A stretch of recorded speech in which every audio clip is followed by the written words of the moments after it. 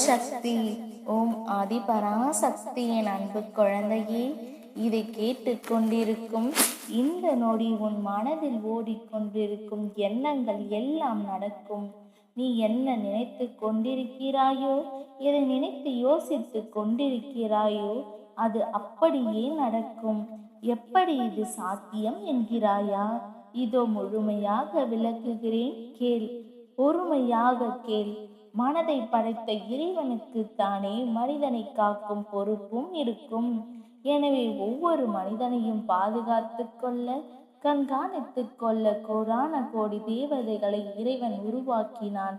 அந்த அதிதேவதைகள் இந்த பூ உலகை சுற்றி கொண்டிருக்கும். அதிதேவதைகளின் மிக முக்கியமான பணிகளில் ஒன்று ததாஸ்து என்று ஆசிர்வதிப்பது. ததாஸ்து என்றால் அப்படியே ஆகட்டும் என்று பொருள். மனிதர்கள் என்னென்ன வார்த்தைகளை உபயோகிக்கிறார்களோ, எதையெல்லாம் நினைக்கிறார்களோ, அவற்றையெல்லாம் அதிதேவதைகள் ததாஸ்து என்று ஆசிர்வதித்து செல்லும். கோடான கோடி மக்களுக்கிடையில் எப்போது நம்மிடம் வரும் ஆசிர்வதிக்கும் என்பது சொல்ல இயலாது.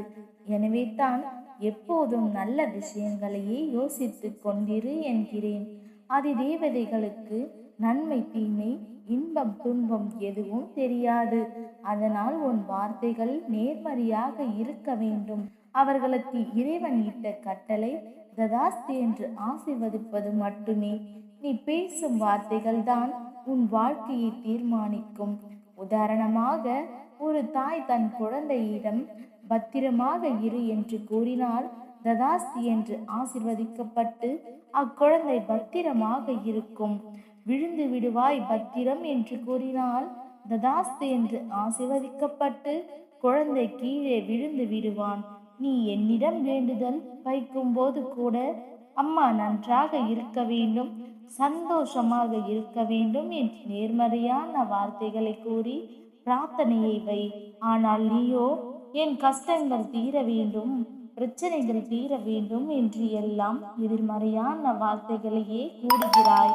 வார்த்தைகளுக்கும் அதன் ஒலிகளுக்கும் வலிமை உண்டு கண்மணி.